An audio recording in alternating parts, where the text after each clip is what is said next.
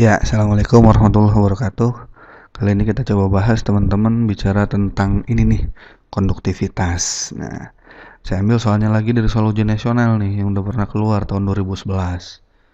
Intinya nanti kalau kita bicara tentang konduktivitas, artinya konduktivitas itu kan dikatakan sebagai hantaran kalor pada bahan konduktor, gitu ya.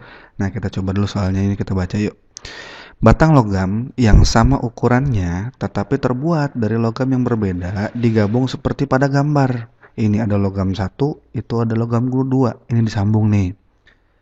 Jika konduktivitas termal dari logam satu sama dengan 4 kali konduktivitas logam 2, maka suhu pada bagian sambungan, suhu pada bagian sambungan kedua logam tersebut kira-kira berapa? Jadi yang di sini kan dikatakan sebagai bagian sambungan tuh. Nah, yang ditanyakan berapa suhu pada bagian sambungannya. Oke.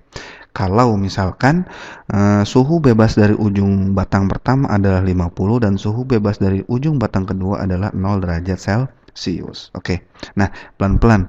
Sekali lagi nanti soal ini bicara tentang apa? Ya, saya tulis dulu ya. Soal ini bicara tentang konduktivitas. Nah, intinya gini nih. Kalau bicara tentang konduktivitas, turunnya dikit ya. Kalau saya punya sebuah batang, yang namanya setiap batang itu kan biasanya punya ukuran tuh. Nah, kalau dia punya ukuran, yang pertama dia mesti punya L atau dia punya panjang. Itu kan. Kemudian dia punya A atau apa? Atau bicara tentang luas penampang gitu ya. Bicara tentang luas penampang gitu. Ada panjang, ada luas penampang. Kemudian kalau sisi sini saya bakar nih. Nah, berarti kan sisi sini lebih panas nih.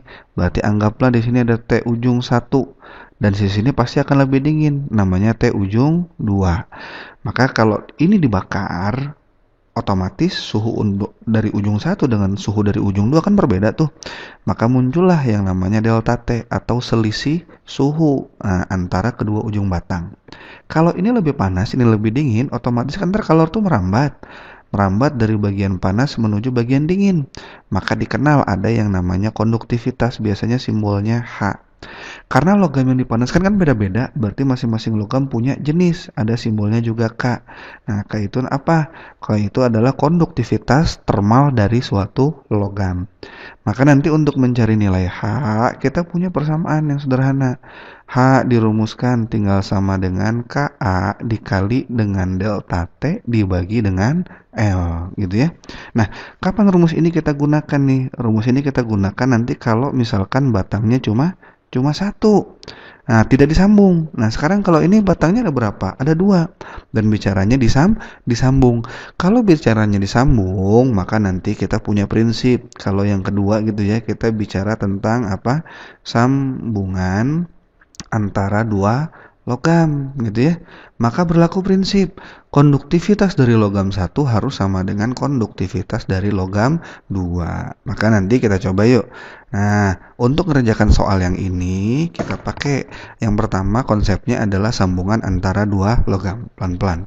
Nah, kalau logam 1 dan logam 2 disambung, nah berarti ngerjakannya harus gimana? Nilai H1 harus sama dengan nilai dari H2. Terus kata soal gini, batang logam punya ukuran sama. Kalau dikatakan logam punya ukuran sama, berarti nanti A1 harus sama dengan A2 luas penampangnya ya. Dan juga L1 harus sama dengan L2. Maka nanti dari rumus A-nya nggak usah dipakai, L-nya juga nggak usah dipakai. Ini nggak usah dipakai. Berarti kesimpulannya gimana?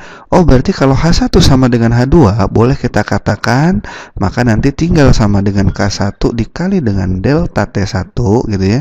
Dikali dengan delta T1 sama dengan siapa? K2 dikali dengan delta T2.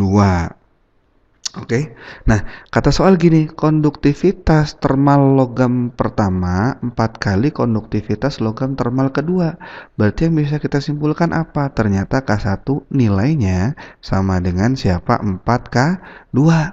Berarti K1 ini boleh kita ganti nih. Oh, K1 boleh kita ganti jadi siapa? 4K2 dikali ada yang namanya delta T.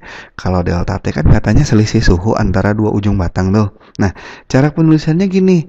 Nah, kalau nanti batang yang panas gitu ya. Kalau batang yang panas, maka cara penulisan delta T-nya harus sama dengan T ujung dikurangi dengan T sambungan. Jangan salah.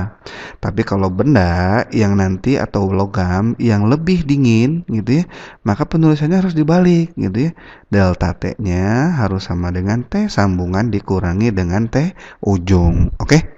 Maka kalau kita lihat batang satu itu kan lebih panas tuh dari batang dua. Berarti nanti batang satu akan melepas, batang dua akan menyerap. Otomatis nanti delta T1 itu boleh kita tulis T ujung dikurangi T sambungan. T ujungnya berapa? 50. Berarti boleh kita tulis ini berapa? 50 dikurangi dengan T sambungan. Harus sama dengan siapa? K2 dikali. Oh, ini lebih dingin nih. Kalau nggak percaya dipegang. Nah, nggak ngaruh kan? Nah, kalau dia lebih dingin, berarti cara penulisannya tadi kudu gimana tuh? Oh, dibalik tuh. Berarti nanti T sambungan dikurangi dengan 0 derajat. 0 aja nggak apa-apa. Berarti nanti yang boleh dicoret K2 sama K2. Kan itu ya, K2 sama K2. 0 mah boleh dicoret-coret.